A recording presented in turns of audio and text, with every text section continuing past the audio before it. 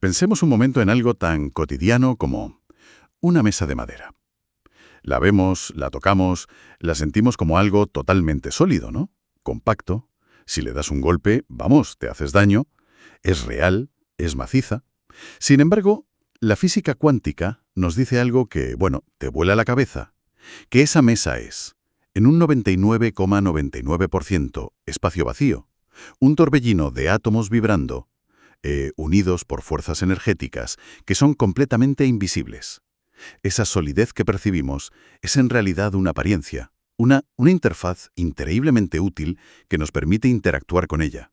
Pues bien, la propuesta central que vamos a explorar hoy, basándonos en los textos que tenemos, parte de ahí.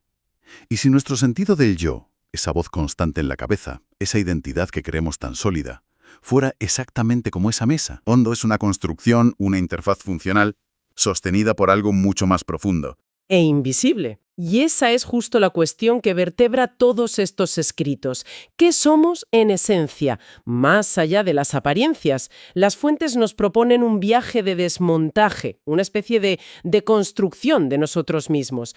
Nos invitan a mirar más allá del cuerpo, más allá de la mente, que no para de hablar, incluso más allá de la conciencia, que va y viene, y buscar la respuesta en un lugar que a menudo se descarta: el concepto del alma como el verdadero núcleo de nuestra identidad.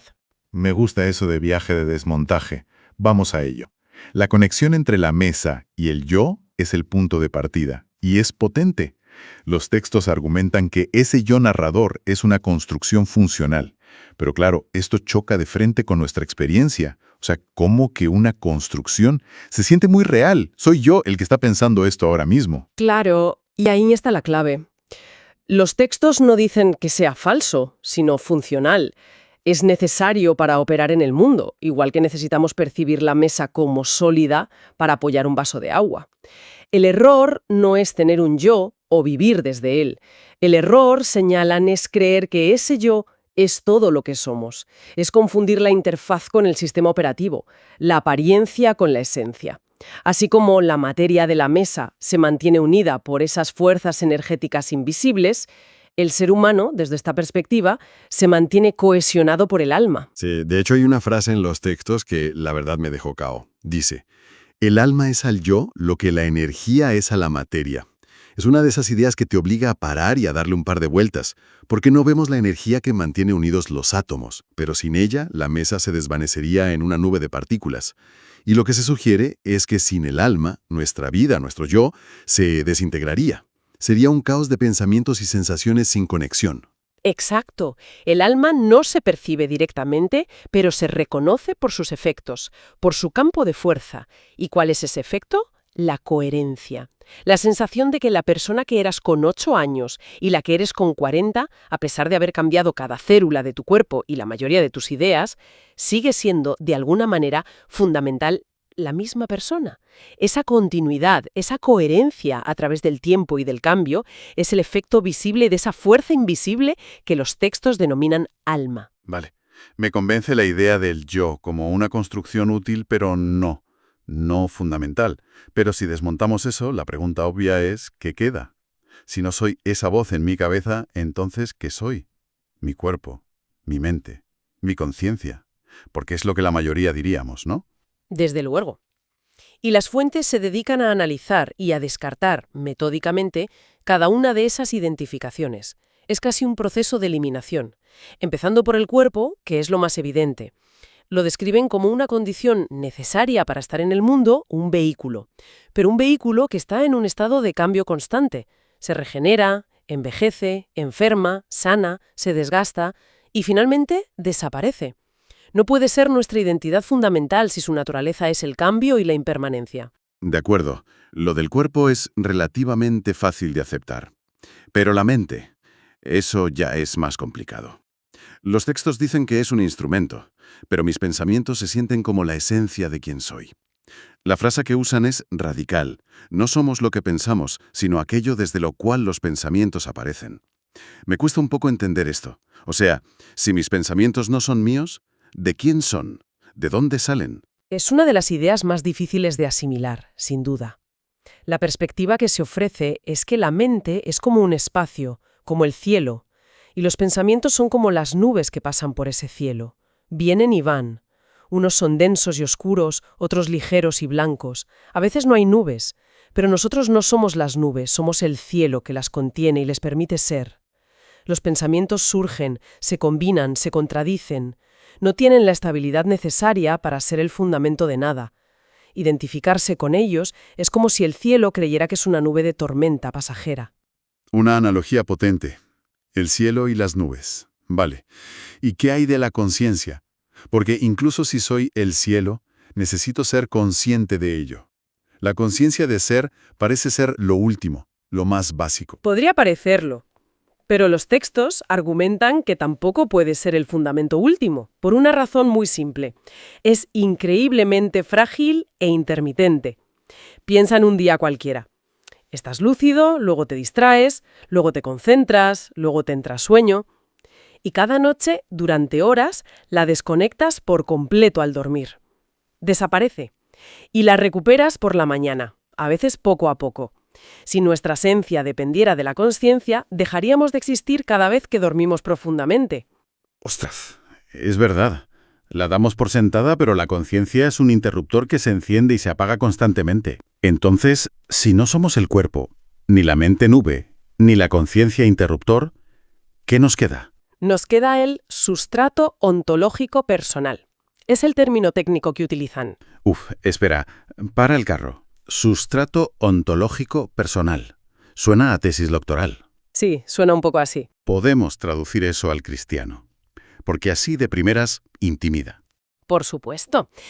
Pensemos en un ordenador. Tienes los programas, que serían los pensamientos y las emociones. Tienes la pantalla, que es lo que te muestra lo que pasa, sería la conciencia. Y tienes la carcasa, el teclado, que sería el cuerpo. Pero nada de eso funciona sin la placa base y el procesador, el hardware fundamental que lo sostiene todo, que permite que todo lo demás exista y se interconecte. Ese es el sustrato ontológico. Es la base permanente que está ahí incluso cuando el ordenador está apagado. Es lo que da continuidad a la identidad a través de todos los cambios y todas las desconexiones. Y en esta analogía, eso es el alma. Vale, esa analogía del hardware sí que funciona. El alma como la base sobre la que corre todo lo demás. Eso me lleva a una frase del texto que me pareció muy poética, pero también muy precisa con esta explicación. El alma no piensa, da sentido a lo pensado. El alma no siente, da profundidad a lo sentido. O sea, no es el contenido, sino lo que permite que el contenido tenga significado. Exacto. No es la emoción de la alegría, sino la capacidad misma de sentir alegría y que esa alegría se integre en tu historia personal y la enriquezca. Es la diferencia entre un dato suelto y un dato integrado en un sistema de conocimiento. El alma sería ese sistema que da coherencia y profundidad a la experiencia. Y aquí es donde la cosa se pone seria. Porque si somos ese sustrato, si somos esa alma que lo sostiene todo, los textos introducen un concepto que tiene unas implicaciones enormes. La responsabilidad ontológica. Otro palabra, sí, pero creo que este es el núcleo de todo el asunto. Totalmente. Si el primero era el qué somos, este es el ¿y ahora qué hacemos con ello? La idea es que cada acción, cada decisión, cada palabra e incluso cada omisión no solo tiene un efecto en el mundo exterior, sino que tiene una consecuencia interna directa, deja una huella, una marca en ese sustrato. Y lo crucial es que no lo plantean como una cuestión moral de bueno o malo con un juez externo, sino como una ley estructural del ser, casi como la gravedad. La frase que lo resume todo es, lo que hacemos nos hace. Lo que hacemos nos hace. Es tan simple y tan profundo. La vida, entonces, no es solo una sucesión de eventos que nos pasan, sino un proceso de configuración ontológica. Es decir, que estamos, literalmente, esculpiendo nuestra propia alma con cada elección. Exactamente. El alma no es una entidad estática, un espectador pasivo, se transforma con cada experiencia. Y los textos usan verbos muy potentes para describirlo. Dicen que el alma se ennoblece o se degrada, se ordena o se fragmenta, se expande o se empobrece. Nada es indiferente. Todo lo que vivimos, elegimos y hacemos queda integrado en su estructura. Vale. Pero ¿cómo se ve eso en la vida real? Pongamos ejemplos. Fragmentarse sería, por ejemplo, actuar de forma completamente distinta con la familia, con los amigos y en el trabajo, hasta el punto de sentir que no sabes quién eres de verdad, que eres un conjunto de máscaras. Podría ser un ejemplo perfecto, una falta de coherencia interna que divide el ser. Y lo contrario, ennoblecerse u ordenarse, sería la coherencia que se gana al actuar con integridad, con amabilidad, con coraje. Incluso cuando nadie mira, y sería más fácil no hacerlo. No porque sea bueno, sino porque esos actos refuerzan una estructura interna coherente y sólida. Mentir, por ejemplo, no es malo por un castigo divino. Es que estructuralmente debilita el ser, crea una fisura en esa coherencia. Da un poco de vértigo, ¿no? Pensar que cada pequeña decisión, la forma en que respondes un correo electrónico, si cedes el paso en un atasco, todo está dejando una marca. Hay otra frase en los textos que me impactó mucho por esto mismo. Dice, la vida entera es una escritura silenciosa en el ser. Es una imagen poderosísima. Es que lo es. Sugiere que cada día, cada hora, estamos escribiendo el código fuente de nuestra propia alma, seamos conscientes de ello o no. No hay páginas en blanco. Todo acto es una línea de ese código. Y esto, lógicamente, nos lleva de cabeza a la pregunta del millón. ¿Qué pasa con ese libro o ese código cuando el cuerpo muere? Claro, la conexión es inevitable. Si el alma es nuestra esencia real y nos pasamos toda la vida dándole forma, moldeándola, sería muy raro que todo ese trabajo se desvaneciera sin más al morir el cuerpo. La lógica interna de este pensamiento es que no se desvanece. La muerte, según estos textos, pone fin al vehículo cuerpo, al instrumento mente y al interruptor conciencia. Pone fin a la experiencia tal como la conocemos aquí, pero no puede aniquilar aquello que por definición es el sustrato que las sostiene y no depende de ellas. Y aquí hay un matiz que las fuentes se esfuerzan mucho en aclarar y me parece fundamental. Lo que continúa no es la conciencia que tenemos ahora, no es el yo con sus recuerdos, sus manías y sus gustos. O sea que no es que sigas siendo tú con tus recuerdos de las vacaciones del 98. Es así. Exactamente así. No es una película que sigue en otra pantalla. Lo que perdura es el estado ontológico del alma, es decir, la esencia que hemos forjado, la estructura interna que hemos construido. Es como si la vida fuera un larguísimo proceso de destilación.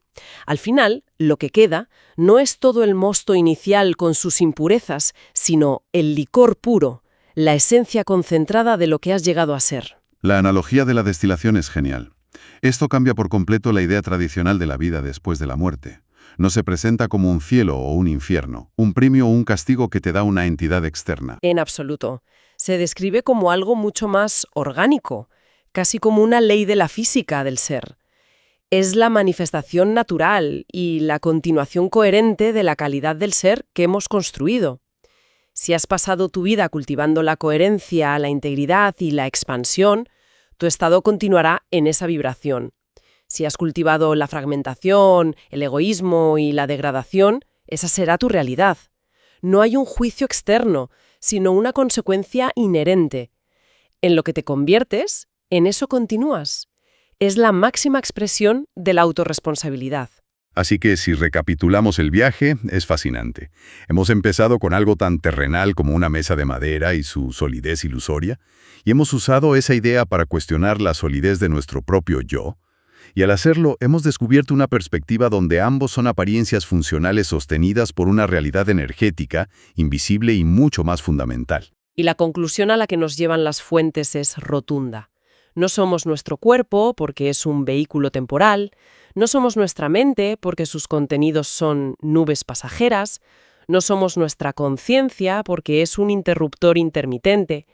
Somos aquello que permanece cuando todo lo demás se apaga. Somos el alma, el sustrato del ser, la síntesis coherente de una vida entera, la identidad que perdura y el principio de continuidad más allá de la muerte física. Para terminar, y más que como una afirmación, me gustaría dejar en el aire una pregunta, una reflexión que se deriva de todo esto y que a mí personalmente me ha dejado pensando toda la semana.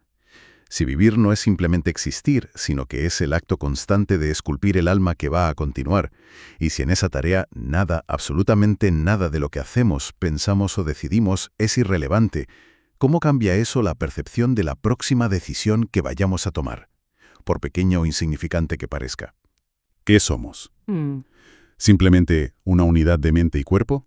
¿Una máquina biológica increíblemente compleja? ¿O hay algo más que se nos escapa? Es que es la pregunta que está en el fondo de casi todas las grandes filosofías y religiones, vamos. Totalmente.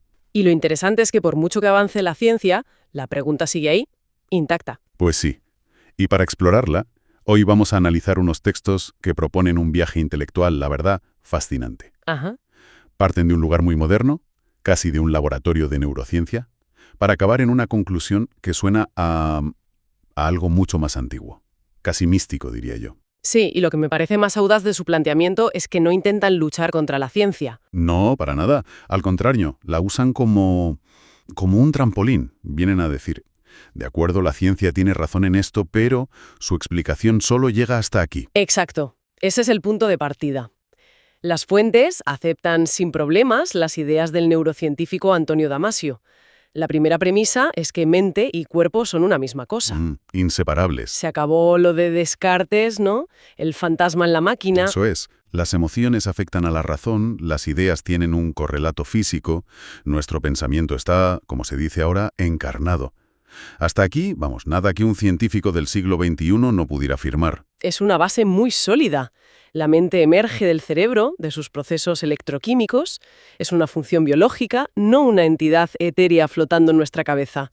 Y en eso, bueno, hay un consenso científico muy amplio. Pero justo cuando crees que el argumento va a concluir que somos pura biología, dan un volantazo. Un buen volantazo. Afirman que aceptar esa unidad no obliga a negar una tercera dimensión, el alma. Y aquí es donde se pone interesante de verdad. Claro. La misión de nuestro análisis de hoy es entender cómo los textos separan de forma radical la mente, la función biológica, del alma, que definen como algo totalmente distinto. Como una síntesis de nuestra identidad que podría trascender la muerte. Justo. Y es fundamental entender esa distinción que proponen. El debate no es si nuestra conciencia, nuestro yo pensante, sobrevive a la muerte cerebral. Que según estos textos no lo hace. No. Un no rotundo. La conciencia se apaga con el cerebro. La pregunta es mucho más profunda. ¿Nuestra identidad, la suma total de lo que hemos sido, perdura de alguna forma? Y para defender una idea tan potente, ojo, no se quedan en la filosofía abstracta. No. Se apoyan en uno de los descubrimientos arqueológicos más desconcertantes y revolucionarios del último siglo. Un lugar llamado Göbekli Tepe. Un sitio que pone patas arriba todo lo que creíamos saber sobre el origen de la civilización. Totalmente. Efectivamente. Es que su argumento es que la neurociencia explica de maravilla la mente, su funcionamiento. Pero el alma opera en un plano distinto, un plano que llaman ontológico. Esa palabra ontológico es clave en todo el argumento, pero es un término que puede sonar un poco denso. ¿Podríamos desglosarla para que se entienda bien a qué se refieren? Claro, es una distinción crucial. Lo científico se ocupa del cómo funcionan las cosas, cómo una neurona transmite un impulso, cómo el cerebro procesa imágenes. El mecanismo. Eso es. Lo ontológico, en cambio, se ocupa del qué es algo en su esencia más profunda, de su naturaleza del ser. No se pregunta cómo funciona una vida, sino qué es esa vida una vez completada. Es un cambio de nivel, de la función al ser. Entendido. Del cómo al qué. Entonces, si volvemos al argumento central, los textos dicen que tanto Descartes, que separaban mente y cuerpo, como Damasio, que los une en la biología, cometen un error parecido. Sí. Parece contradictorio, ¿no? A primera vista sí, pero el error de fondo que señalan es el mismo. Ambos confunden la mente con el alma. Descartes eleva la mente a la categoría de alma, una cosa pensante inmortal. Claro. Y Damasio, al reducir la mente a biología, pues disuelve el alma sin darse cuenta, porque asume que son lo mismo. Ninguno contempla la posibilidad de que mente y alma sean dos realidades distintas. Vale, para que no caigamos en esa misma confusión, creo que es útil empezar por lo que el alma no es, según estos textos. Insisten mucho en ello. Sí, y es la forma más clara de empezar. Primero, el alma no es la conciencia. No es esa voz interior que nos narra el mundo. Entendido. No es el pensamiento. No es la actividad neuronal que podemos medir. Y tercero, no es una función psicológica como la memoria o la personalidad. Todo eso pertenece al ámbito de la mente-cuerpo y desaparece con él. Entonces, si identificamos el alma con cualquiera de esas cosas, es lógico pensar que la inmortalidad es una fantasía, un autoengaño. Claro. Si el alma es mi conciencia y mi conciencia depende de mi cerebro, cuando el cerebro muere, se acabó la partida. Exacto. Pero el argumento de las fuentes es que ese es el error de partida. Y una vez que limpian el terreno de lo que el alma no es, proponen una definición positiva, que es, a mi juicio, muy potente. La definen como una autobiografía ontológica. Suena potente. Sí, vamos a pararnos un segundo en la idea. No es una biografía escrita con palabras, sino una biografía escrita con la propia existencia. Es la síntesis final, completa, de una vida. O sea, el compendio de cada experiencia, cada conocimiento, cada amor, cada sufrimiento. Ujú. Y sobre todo, cada decisión tomada. Todo ello compactado en una unidad de sentido. Me encanta esa imagen. Las fuentes usan una analogía que ayuda mucho a visualizarlo. Proponen pensar en un libro. Ajá. La mente sería el proceso de escribir. El autor pensando, la tinta fluyendo sobre el papel. Es un proceso dinámico, ¿no? Está ocurriendo en tiempo real. Y el alma sería el libro ya terminado y encuadernado, la obra completa. El escritor puede desaparecer, la imprenta puede ser desmantelada, pero la historia, la novela, ahora existe por sí misma. La actividad de escribir ha cesado, pero el resultado de esa actividad permanece. Exacto. Y a esa obra terminada, los textos le añaden una dimensión más, que llaman trascendente. Sí, dicen que esta síntesis biográfica tiene una impronta, una especie de sello único que, desde una perspectiva teológica que también mencionan, Dios otorga a cada ser haciéndolo absolutamente irrepetible. Ya. Claro, y esto lo cambia todo a la hora de pensar en la vida después de la muerte. Siguiendo esa lógica, lo que sobrevive no es nuestra mente. No seguiremos pensando o sintiendo como ahora. Eso se apaga con el cerebro, como una bombilla. Justo. Lo que permanece es el alma, esa inscripción personal en la realidad. Por eso insisten en que no es una continuación psicológica. Sino una transformación ontológica. Exactamente. Nuestra identidad, el libro completo de nuestra vida, es lo que perdura en otro estado del ser. Toda esta construcción filosófica es muy elegante, pero reconozco que podría quedarse en una especulación interesante y ya está. Sin embargo, los textos afirman que esta idea no es una invención moderna, sino una intuición humana primordial, y que hay pruebas físicas de ello. Y es aquí donde entra en escena Göbekli Tepe. Exacto. Aquí es donde el argumento se ancla en la piedra. La historia que todos hemos aprendido en el colegio es bastante lineal, ¿verdad? Agricultura, excedentes, ciudades. Los grandes templos. Es el modelo materialista clásico. Primero comer, después rezar. La economía como motor de la historia. Pues bien, Göbekli Tepe es un martillazo a esa pirámide. Para quien no lo conozca, estamos hablando de un complejo monumental alucinante en el sureste de la actual Turquía. Tiene más de 11.500 años. Es que es increíble. Para que nos hagamos una idea, es unos 6.000 años más antiguo que Stonehenge. Y 7.000 más que las pirámides de Egipto. Es una locura. Y aquí viene lo más increíble de todo. No fue construido por agricultores. Las pruebas son concluyentes. Lo levantaron tribus de cazadores-recolectores. Gente nómada. Eso lo cambia todo. Porque lo que encontraron allí no es un campamento rudimentario. Son enormes recintos circulares con pilares de piedra de hasta 5 metros de altura. Y varias toneladas de peso, que se dice pronto. Muchos de esos pilares están finamente tallados con relieves de animales. Zorros, serpientes, jabalíes, buitres. Hay una complejidad simbólica abrumadora. Es una proeza de ingeniería y organización que parece imposible para la época. Y la gran pregunta es que no hay rastro de un asentamiento permanente. No hay casas, no hay silos. No era una ciudad. No, era un centro ceremonial, un templo en mitad de la nada. Lo que nos lleva a la pregunta del millón, la que articula todo el argumento de los textos. ¿Por qué?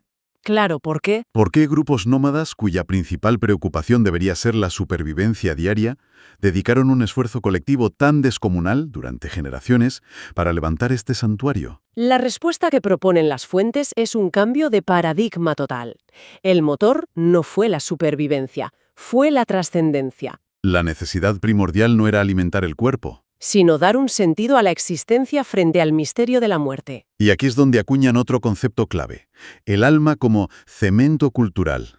Cemento cultural, me gusta. La tesis es que la primera gran cooperación humana no surgió para gestionar recursos. Nació de una visión compartida sobre el sentido de la vida y sobre la posibilidad de una continuidad tras la muerte. O sea, la creencia en que algo nuestro permanece. Esa fue la idea lo suficientemente poderosa como para unir a miles de personas y darles un propósito común, un propósito capaz de tallar montañas. Es una inversión total del argumento habitual. No es que la civilización produzca la religión, No, es que la intuición de lo trascendente, la idea de alma, es la que produce la civilización. exacto. Göbekli Tepe sugiere que esta idea de un alma inmortal no es un invento tardío de filósofos como Platón. No es una idea sofisticada. Es una intuición originaria, primordial, que está en la misma raíz de nuestro impulso por organizarnos.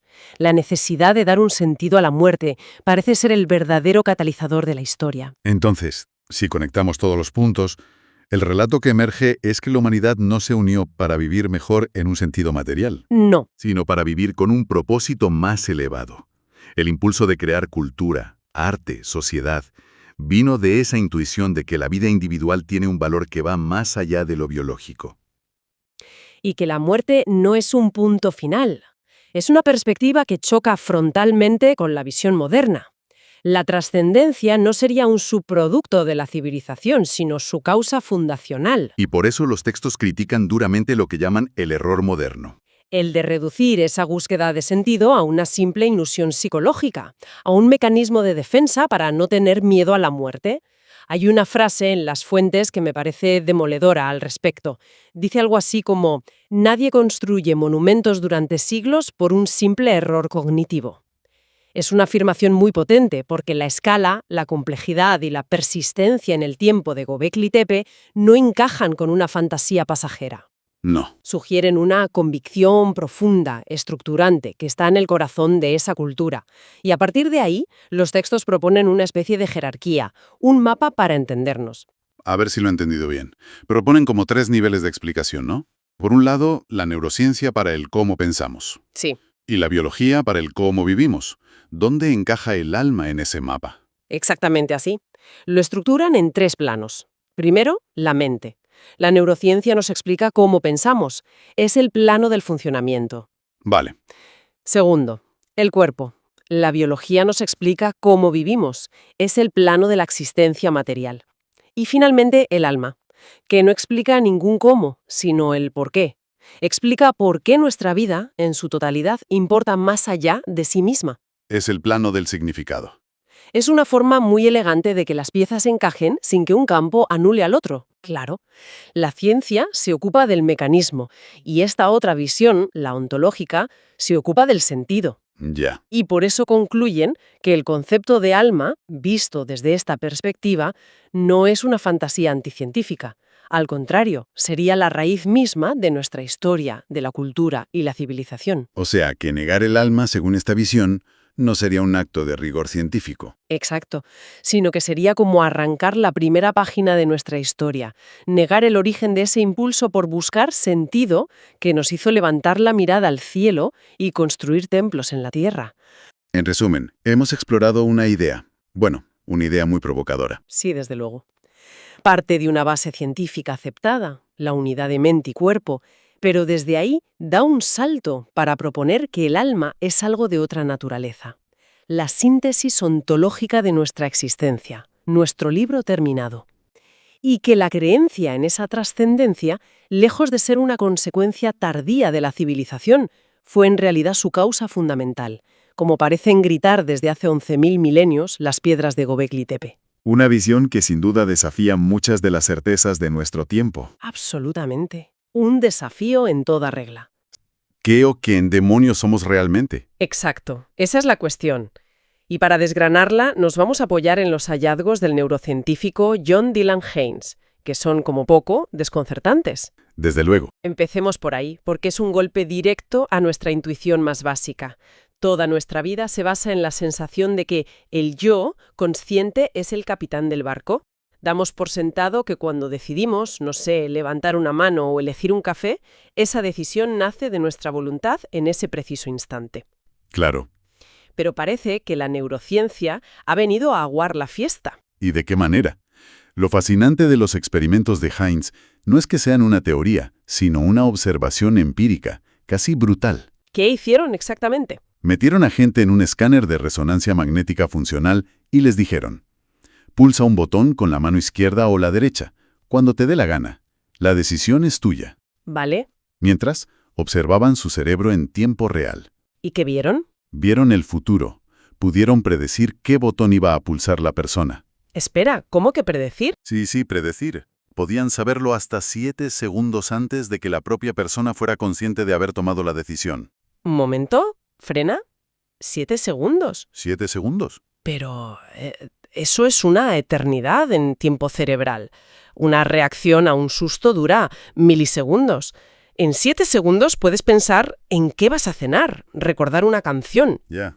¿Cómo podemos estar seguras de que no es solo ruido en la señal del escáner? La idea de que mi cerebro sepa lo que voy a hacer 7 segundos antes que yo es, francamente, terrorífica. Es una objeción lógica, pero los resultados han sido replicados y refinados. No es ruido aleatorio. Es un patrón consistente que precede a la decisión consciente. Madre mía. Esto nos obliga a una conclusión demoledora. La consciencia no es la que origina la acción. Es más bien un testigo tardío que llega cuando el proceso ya está en marcha y, en un acto de vanidad, dice: esto lo he decidido yo. Es como el departamento de prensa de una gran empresa. A ver, explícame eso. El Consejo de Administración toma la decisión de hacer un despido masivo el lunes y el viernes el portavoz sale en rueda de prensa y lo anuncia como si se le acabara de ocurrir, con una justificación perfectamente elaborada. Esa metáfora es perfecta. Es exactamente eso. Y nos lleva a la siguiente pregunta inevitable. Si la conciencia no es la directora, si es solo la narradora, ¿para qué sirve? ¿Es un mero adorno evolutivo? Claro, un lujo. El argumento que exploramos es que no es un adorno. Es una interfaz. No es el sistema operativo de nuestro ser, sino la pantalla, el escritorio con iconos bonitos que nos muestra una versión simplificada de lo que pasa adentro. Y esa idea de que la conciencia es solo una interfaz, de repente, un montón de cosas frustrantes de la vida cotidiana empiezan a tener sentido. ¿Por ejemplo? Por ejemplo, ¿por qué fracasan estrepitosamente las dietas? Me siento totalmente identificada. Mi yo consciente, el lunes, compra brócoli con una determinación férrea. Pero mi yo inconsciente, que por lo visto es el que de verdad manda, acaba pidiendo una pizza el viernes sin ni siquiera consultarme. Exacto. La voluntad consciente no tiene nada que hacer contra esos impulsos profundos. Exactamente. ¿O por qué repetimos patrones de conducta que odiamos? Entramos en la misma discusión con nuestra pareja, tropezamos con la misma piedra en el trabajo. Sí. Conscientemente juramos que no volverá a pasar, pero el piloto automático, el sistema operativo real, nos lleva por el mismo camino. La voluntad consciente es una capa muy fina y frágil. Entonces, ¿el yo no está en un lugar concreto del cerebro? En absoluto. Ninguna neurona sabe quién eres. No hay un CEO sentado en un despacho en el lóbulo frontal. Es una idea que emerge. Es una propiedad que emerge de la interacción de miles de millones de neuronas. Y lo más alucinante es que este sistema ni siquiera es plenamente consciente de sí mismo. Uf. Por lo tanto, identificar nuestra totalidad con esa pequeña pantalla iluminada que es la consciencia es un error de base. Es como confundir el mapa con el territorio. Vale, estoy asimilando esto. Si el yo con el que me identifico, esta voz en mi cabeza, es solo una interfaz secundaria, un narrador que llega tarde, esto tiene implicaciones brutales para la idea de lo que pasa cuando morimos, ¿no? Brutales. La noción tradicional de inmortalidad se desmorona. Se vuelve lógicamente insostenible. El argumento es directo. Si la consciencia no es autónoma, si depende por completo de la arquitectura y la bioquímica de un cerebro vivo para funcionar, Que ya hemos dicho que sí. y si ni siquiera es la que manda mientras estamos vivos, ¿con qué autoridad podría migrar o sobrevivir por su cuenta tras la muerte biológica? Es como esperar que la imagen de mi monitor siga flotando en el aire después de haber desenchufado el ordenador, haberle quitado la batería y haberlo tirado por la ventana. Exacto.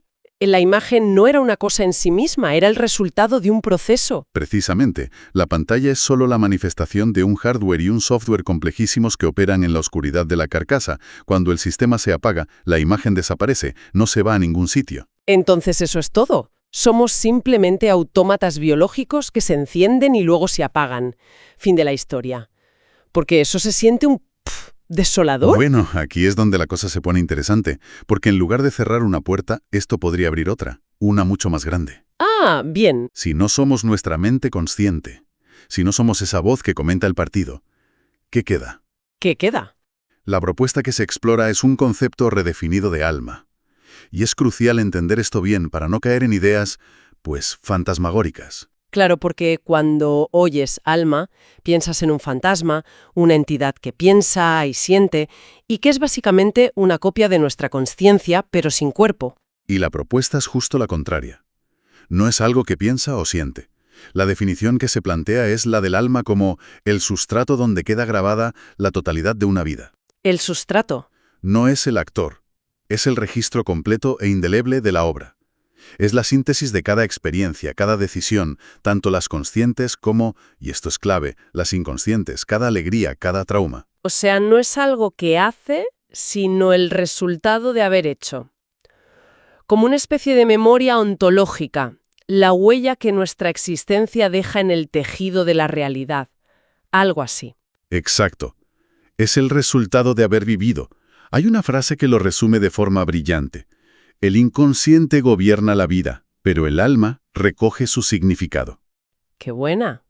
El inconsciente es el motor caótico y poderoso que nos mueve. El alma, desde esta perspectiva, es el registro permanente de ese viaje. Es el libro completo de nuestra vida, no la voz del lector que va pasando las páginas. Esta idea es muy potente, pero también muy abstracta. ¿Hay alguna forma de anclarla en el mundo real? Porque suena casi a poesía. Pues sorprendentemente, la hay. Y para encontrarla, tenemos que dejar los escáneres cerebrales y viajar 11.000 años atrás en el tiempo, a un lugar de la actual Turquía llamado Göbekli Tepe. Göbekli Tepe. He oído hablar de ello. Son esos círculos de pilares de piedra gigantes, ¿verdad? Mucho más antiguos que Stonehenge o las pirámides. Muchísimo más. Unos 6.000 años más antiguo que Stonehenge. Y aquí viene lo que rompe todos los esquemas. Quienes lo construyeron no eran agricultores viviendo en ciudades. ¿No? Eran bandas de cazadores-recolectores nómadas. Espera, ¿me estás diciendo que gente que ni siquiera había inventado la cerámica o la agricultura, que vivía al día, se organizó para tallar pilares de varias toneladas y erigir un complejo monumental? ¿Sí? Eso rompe por completo la línea de tiempo que nos enseñaron en el colegio. La pulveriza. La narrativa clásica era, primero la agricultura, luego los poblados, después las ciudades, y finalmente, como un lujo, la religión organizada y los grandes templos. Claro, lo lógico. Göbekli Tepe le da la vuelta a la tortilla. Demuestra que el impulso espiritual o trascendente vino antes.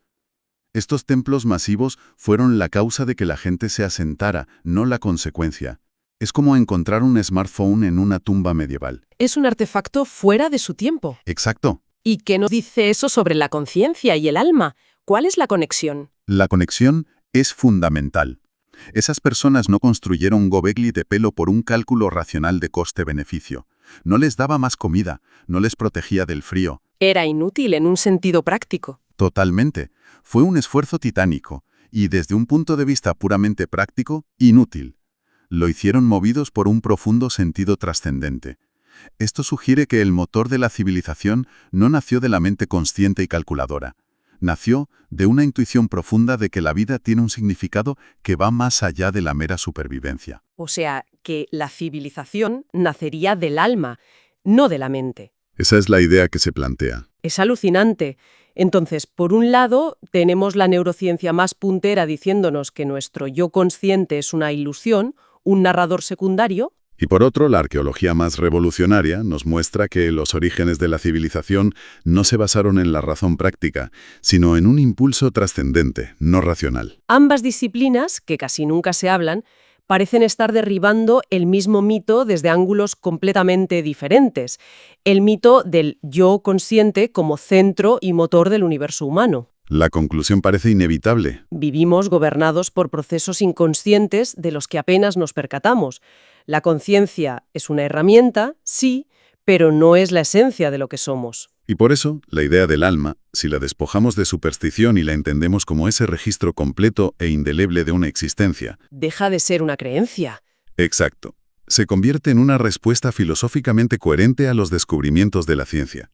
Si algo de nosotros puede perdurar, no es el eco frágil y dependiente de la conciencia, es la huella completa, la suma total de lo que fuimos. Entonces, la gran idea de todo esto es que la ciencia moderna, lejos de eliminar el misterio de la existencia, lo hace más profundo.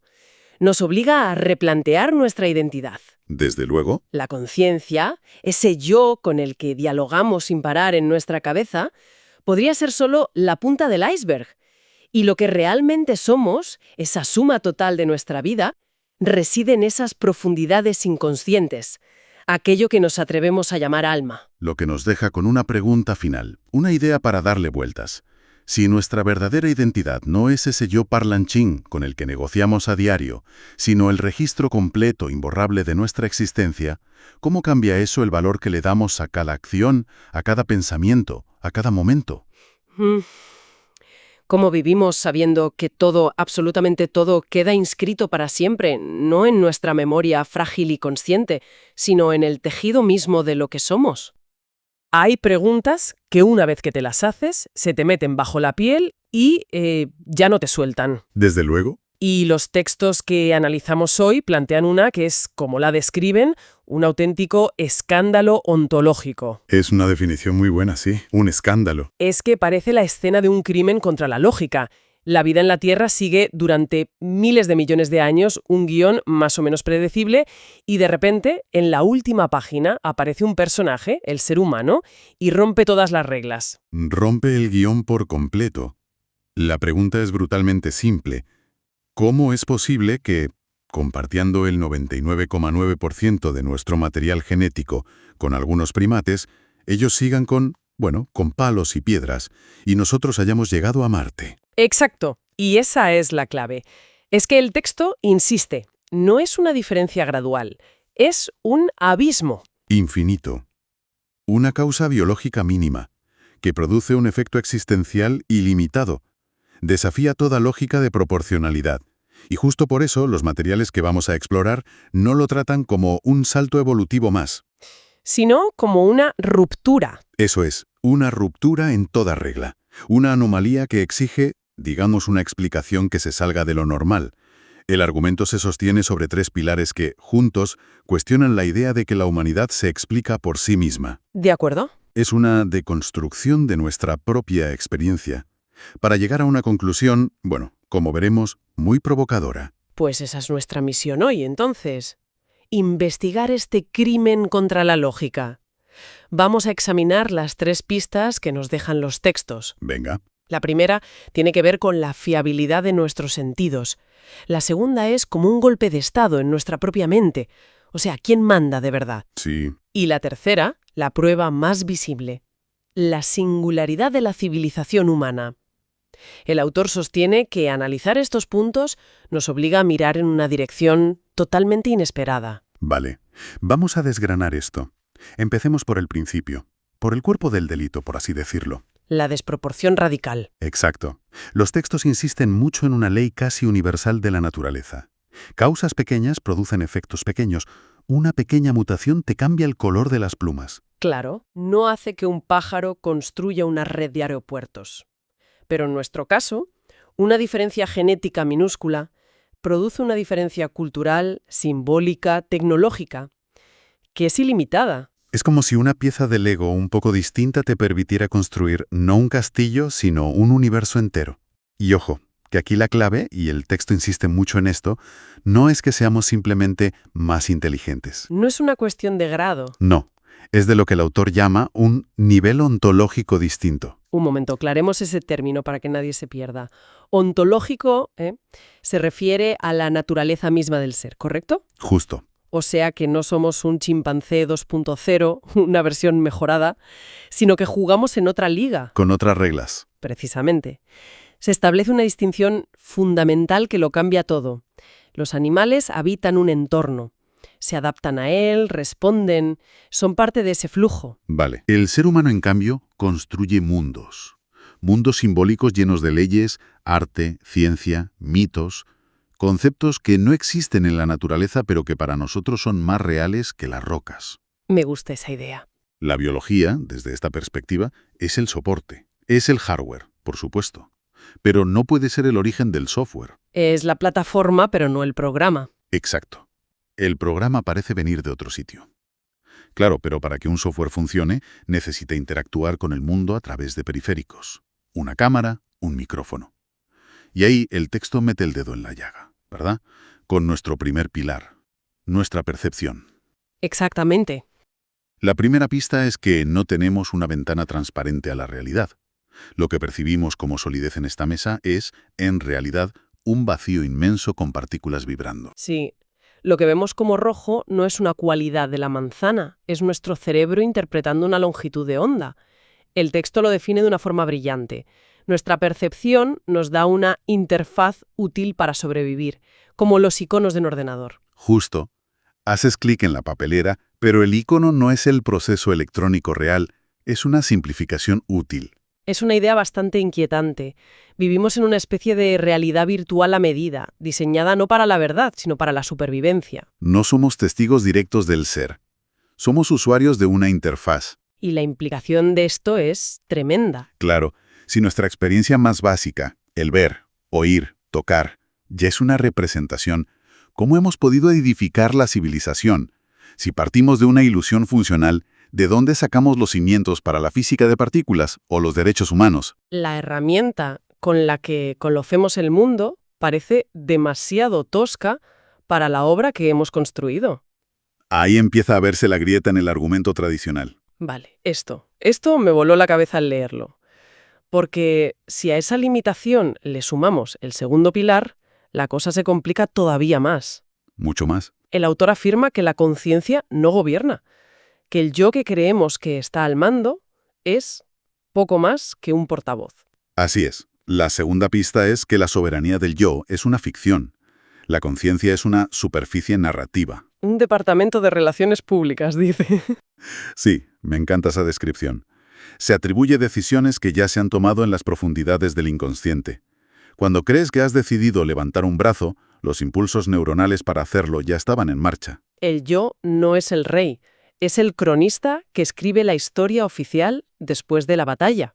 Exacto. Espera, esa es una idea que la neurociencia lleva tiempo explorando, pero el autor no contempla que la conciencia pueda tener una especie de poder de veto. Lo aborda, sí, pero argumenta que incluso ese veto probablemente surge de otros procesos no conscientes. Para el autor, lo crucial es que el agente que identificamos como nosotros no es el director ejecutivo. Es más bien Una figura decorativa. casi como la monarquía británica lo pinta. La conciencia cree que lleva la corona, pero las decisiones importantes se tomaron hace tiempo en el parlamento del subconsciente. Entonces, si juntamos las dos primeras pistas, somos un piloto ciego en un coche que se conduce solo. Y con ese equipamiento hemos construido la Sagrada Familia y la física cuántica. Algo no cuadra. Esa es exactamente la paradoja central. ¿Cómo una criatura con percepción ilusoria y conciencia limitada puede creer algo que la trasciende infinitamente? El autor lo dice claro. La fragilidad de la mente humana es incompatible con la magnitud de su creación. Una mente que no se conoce a sí misma, que vive en una representación, no parece la candidata ideal para fundar sistemas de significado universal. Es como descubrir que las pirámides las construyó alguien que no podía ver y no controlaba sus propias manos. Desde luego, a duras penas consigo organizar mi agenda, como para fundar un orden global. Y esto nos lleva a la tercera pista, la más evidente, el milagro de la civilización. Aquí el texto es muy claro. No hablamos solo de herramientas más sofisticadas. Hablamos de sistemas simbólicos como el lenguaje, las matemáticas, leyes abstractas que rigen a millones de personas y sobre todo la transmisión cultural acumulativa. Ese efecto de bola de nieve, cada generación construye sobre la anterior, es algo único. Y el punto que para mí es demoledor es la ausencia total, absoluta, ¿De estadios intermedios? ¿No hay protocivilizaciones en otras especies? ¿O tienes palos y piedras? ¿O tienes sinfonías y naves espaciales? ¿No hay término medio? Exacto. Y ahí se desarrolla el concepto de discontinuidad evolutiva. El autor argumenta que si la civilización fuera un resultado gradual de la evolución, como tener garras más afiladas, deberíamos ver sus formas parciales por todas partes. Deberíamos ver sociedades de delfines con un protolenguaje simbólico. O bonos con alguna forma de acumulación cultural, por muy básica que fuera. Especialmente en especies que llevan millones de años más que nosotros evolucionando. Entiendo el punto, pero me parece un argumento basado en la ausencia de evidencia. Solo porque no las hemos encontrado no significa que el modelo sea erróneo. ¿Cómo defiende el autor esto? Lo defiende diciendo que la ausencia, cuando es tan abrumadora y universal, se convierte en una evidencia muy poderosa. No es que falte un eslabón perdido, es que falta la cadena entera. Vale. En 4.000 millones de años de vida, solo una especie, en el último suspiro del tiempo geológico, da este salto. Para el autor, eso indica que no puede ser una simple adaptación. Debe ser una ruptura creativa. Eso es. No es una mejora de lo que había, es la aparición de algo de otra naturaleza. Entonces, recapitulemos el caso. La causa, la diferencia del 0,1%, es irrisoria. Y el principal sospechoso, la mente humana, parece incapaz de haberlo cometido. Sus sentidos le engañan, no se controla a sí misma. Y su obra maestra, La civilización, aparece de la nada. El argumento es que la causa debe ser proporcional al efecto, y aquí no lo es ni de lejos. Y es en este punto donde el texto presenta su solución. Después de cerrar todas las puertas materialistas, presenta la única explicación que considera ontológicamente coherente. Y aquí es importante subrayar que esta es la tesis del material que analizamos. Totalmente. El autor postula que la explicación no puede encontrarse solo dentro del sistema biológico. Por tanto, la causa debe ser la introducción de un principio externo. Una mente superior, una inteligencia trascendente, un agente externo. Sí. Un momento, porque aquí es donde el texto da el salto más grande. Hablar de un agente externo nos saca de la ciencia y nos mete de lleno en la filosofía o incluso la teología. El autor es consciente de que esto puede sonar a misticismo. Totalmente. Y lo aborda de frente. Su argumento no es cree en esto porque sí, es mira la evidencia del abismo y dime qué explicación materialista es proporcional al efecto. Lo presenta como una inferencia. Como la única hipótesis que, a su juicio, no viola la lógica de la causalidad. Argumenta que es menos irracional postular una causa desconocida pero proporcional que aceptar una conocida pero radicalmente desproporcionada. Entendido. No es una afirmación religiosa, sino una conclusión filosófica a la que se llega por descarte. Y el texto incluso detalla el mecanismo de esta intervención, ¿no? Sí, y aquí se vuelve más específico.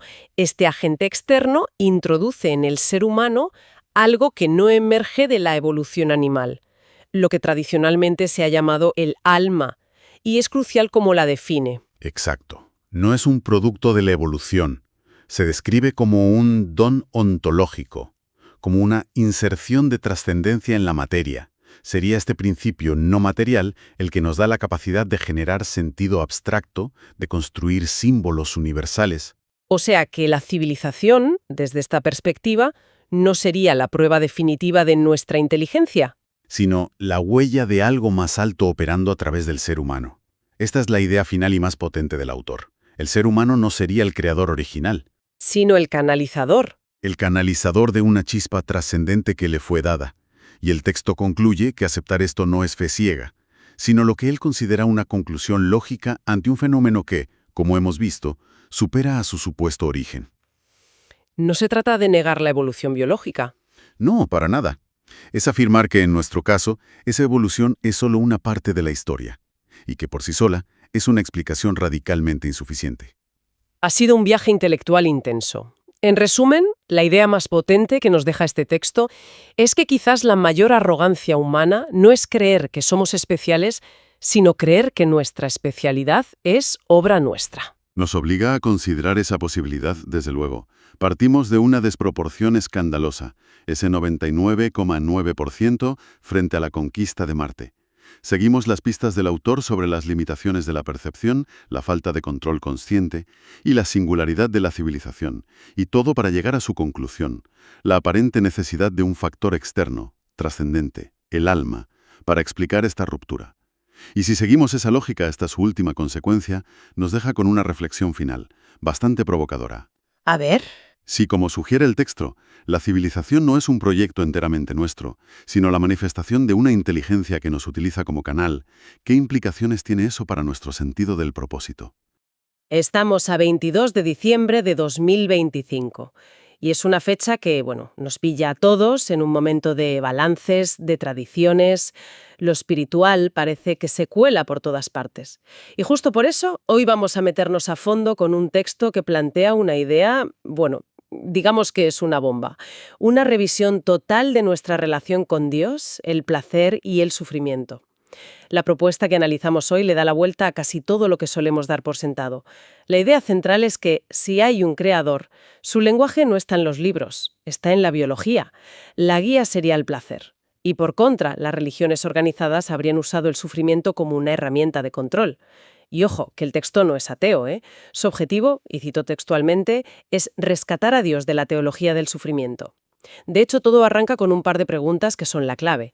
Primero, si Dios es sabio, ¿por qué creó un mundo que se guía, en lo más básico, por el placer y el dolor? Y a segunda, que aquí viene el giro, si ese sistema es universal para todos los seres vivos, ¿por qué tantas religiones nos han enseñado a desconfiar de él?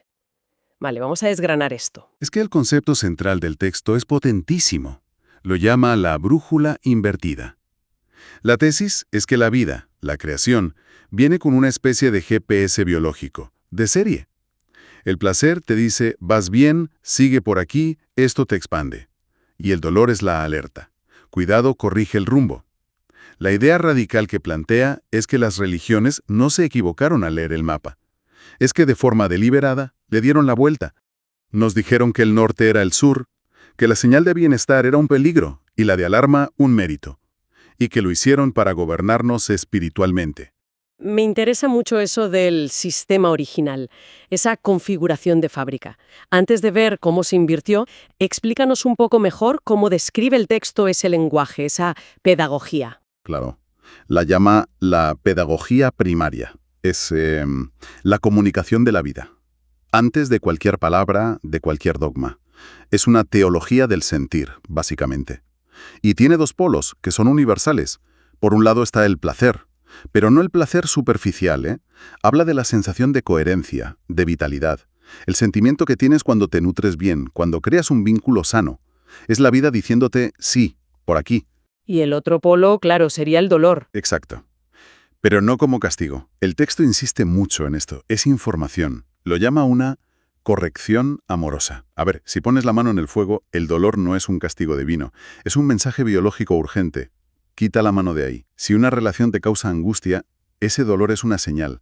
Algo no funciona. Lo fascinante aquí es cómo el texto eleva un principio biológico a categoría teológica. Y da ejemplos muy claros, ¿eh? Una célula que huye de un veneno, un mamífero que cuida a su cría por el placer del vínculo. Esto no es cultural, es biología pura. Un momento, porque si eso es así, las implicaciones son enormes. Querría decir que hemos sido educados para desconfiar de nuestra herramienta más básica de navegación vital. ¿Es tan radical el argumento? Totalmente. De esa observación, el texto saca dos conclusiones teológicas que lo ponen todo, de verdad, patas arriba. La primera, el placer auténtico no es una tentación, es la confirmación de que estás alineada con el diseño original. Y la segunda, el dolor no es una penitencia que hay que aguantar, es un maestro que te dice dónde está el desequilibrio. No está para que sufras, sino para que dejes de sufrir. Vale. La idea de la brújula biológica me queda clara. Suena a un sistema casi perfecto, autorregulado. Entonces, la pregunta del millón. Según el texto, ¿qué pasó? ¿Quién tuvo el poder de darle la vuelta a algo tan fundamental? El texto sitúa el punto de inflexión en un momento muy concreto, la aparición de la religión como institución organizada. Es justo ahí cuando el cuerpo, que en esa pedagogía primaria es el templo, el oráculo, empieza a ser un problema, una bestia a la que hay que domar, una fuente de tentaciones. O sea, se pasa del escucha a tu cuerpo al no te fíes de tu cuerpo. Exactamente. Y ahí se produce lo que el texto llama la inversión teológica radical, un giro de 180 grados. El placer, que era la guía, se etiqueta como pecado, algo de lo que avergonzarse, y el dolor, que era una simple señal para corregir, se eleva. Se convierte en un camino espiritual con valor. El sufrimiento deja de ser un problema a resolver para convertirse en una moneda espiritual. Cuanto más sufres, más mérito tienes. Entiendo. O sea, no es un error de interpretación, es un hackeo deliberado del sistema, por así decirlo. ¿Pero por qué? ¿Cuál sería la motivación? Poder. El texto en esto es clarísimo. Una persona que confía en su brújula interna, en su placer autónomo, es espiritualmente soberana. No necesita que un intermediario le diga que está bien o mal. Lo siente. Es autónoma. Exacto. Pero una persona a la que le han enseñado a desconfiar de sí misma, que vive en la culpa por sentir placer y que cree que su sufrimiento tiene valor, esa persona es dependiente. Busca desesperadamente que alguien le dé sentido a su dolor. Se vuelve, y cito, un cliente perfecto. Cliente perfecto. Es una forma muy directa de decirlo. El texto llega a hablar de un mercado del sufrimiento. Sí, de hecho usa la expresión el negocio sagrado del sufrimiento. La lógica que describe es implacable. Primero, la institución te convence de que el dolor no es una alarma, sino una virtud. Te dice, no intentes quitarlo, ofrécelo, tiene valor. Una vez que la alarma está desactivada, el problema se hace crónico. Y entonces, la misma institución se ofrece como la única que puede gestionar ese sufrimiento que ha ayudado a santificar. Y te vende las soluciones, oraciones, rituales y sobre todo, la promesa de una recompensa futura. Uf, la idea del negocio sagrado es durísima. Es una acusación muy grave. El texto sugiere que la religión, en lugar de aliviar el sufrimiento, lo necesita para seguir siendo relevante. Si conectamos los puntos, esa es exactamente la conclusión. El sufrimiento deja de ser un síntoma de que algo va mal y se convierte en un recurso espiritual que mantiene a flote a la institución. El mensaje que se denuncia es devastador. Tu dolor no es una invitación a cambiar tu vida, sino un estado que debes aceptar. Y hasta romantizar. Es la desconexión total de la brújula biológica. Vale, si aceptamos esta idea del sufrimiento como moneda, ¿hasta dónde llega el texto? Porque esto choca frontalmente con conceptos como el del sacrificio. Choca de frente y no frena. Y aquí llegamos al punto más polémico de todo el análisis. Su crítica al sacrificio redentor, centrándose en la figura de Jesucristo.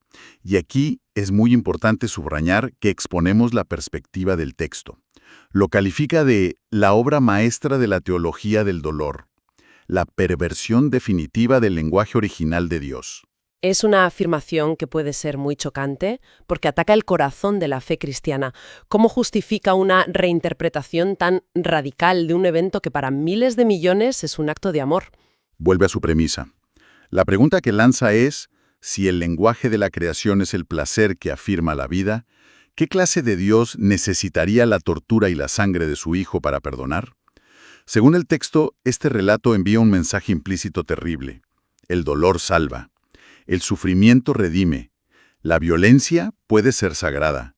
Y, lo más importante, la culpa es una condición estructural del ser humano, una mancha original. Con lo cual, se crea una dependencia total de la figura del Salvador y de la institución que administra ese legado. Exacto. El argumento es que este relato, lejos de liberar, nos ata a una deuda eterna. Si alguien tuvo que morir así por tus pecados, estás en deuda para siempre. Y una persona con una deuda espiritual impagable es fácilmente gobernable, es dócil. Por eso la conclusión radical del texto es que la cruz no sería la revelación de un Dios de amor, sino la culminación de una teología que necesita legitimar el sufrimiento para perpetuar su poder. Entonces, desde esta perspectiva, hay una incompatibilidad total entre el Dios de la biología, del que hablábamos al principio, y el Dios de la teología del sacrificio. Para el autor, son dos visiones de lo divino que son irreconciliables. Sí, y esto plantea una pregunta importante. ¿Puede una teología basada en la deuda y el sacrificio ser compatible con un creador que se comunica a través de la plenitud y la corrección en el propio cuerpo? El texto dice que no, un no rotundo. De acuerdo. La crítica es demoledora. Pero, si se derriba todo esto, ¿qué se construye en su lugar? ¿La alternativa es simplemente un hedonismo sin más o hay una propuesta espiritual? Hay una propuesta muy clara, y no es el hedonismo vacío.